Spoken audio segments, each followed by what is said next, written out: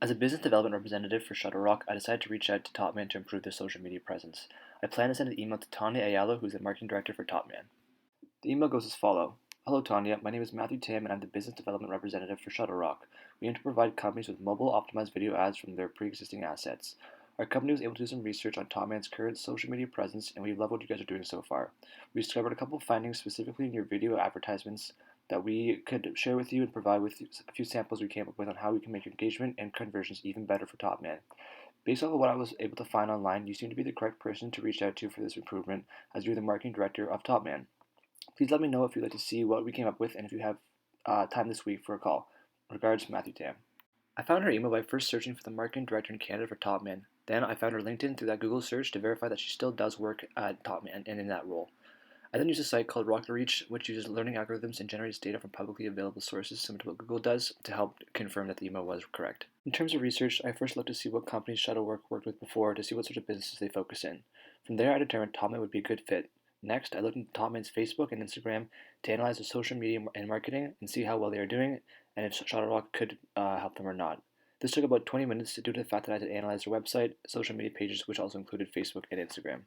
My subject line was hoping to help your social media presence, and I chose this because it's simple, it's short, it tells Tony that we are here to help her. We didn't use any buzzwords like growth or drive because I felt this would be too salesy. And also just adding the social media presence into that subject line also tells her what we'll be focusing on in the email. Additionally, as a marketing director, I'm sure she knows social media is extremely important in today's society, so this could be an area that she would want some help in. I started my email by first telling her who I am and where I come from, just so she knows what we do and how this impacts her. In the main body of the email, I outline the pain points we discovered in their marketing. This demonstrates why Topman may want our help and how we are valuable to them.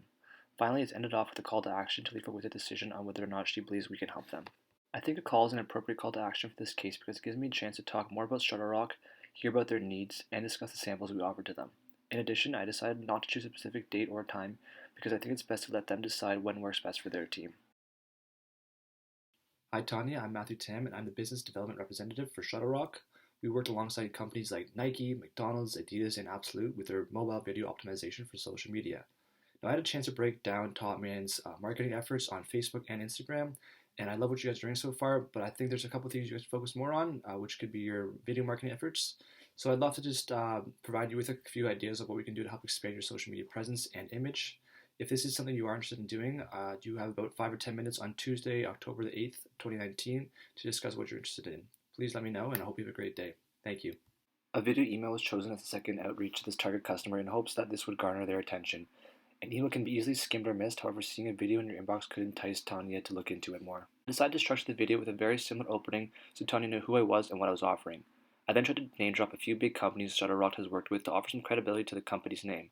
Similar to the email, I brought up Topman's main pain point of video marketing on their socials and then closed it out with a call to action as a call, but this time with a specified date and time as opposed to the email where I let them choose the time. This was an appropriate call to action since the first time around I let Topman choose a time, but nothing came from it. By putting the amount of time I would take for the call and what day could make it easier for them to decide on their decision. To avoid the spam folders, I made sure to avoid spam and phishing phrases which seem abnormal to use, do not use any deceptive or misleading headers, and finally I made sure to send the email from a valid company email. After reviewing the Canadian anti-spam law, I think what I was doing was illegal. This is because I never received consent to send the email to Topman or identify a physical address. Had I received consent from Topman and met the legislation before sending the email, what I was doing would have been legal. The main difference between the US and Canada's anti-spam laws is that Canada operates an opt-in model where the recipient gives consent to receive the email, whereas in the US an opt-out model is used in which businesses can send emails implying a consent until opted out by the recipient.